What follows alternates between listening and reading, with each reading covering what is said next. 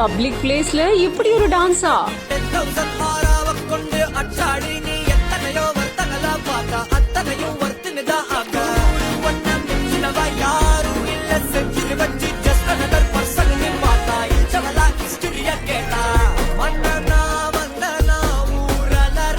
துறைகள் தோறும் சாதனை படைத்து வெல்லும் தமிழ் பெண்கள். மாதரசிகளுக்கு மாதம் ரூபாய் 1000 வழங்கும் கலைஞர் உரிமை திட்டம் விரிவாக்கம்.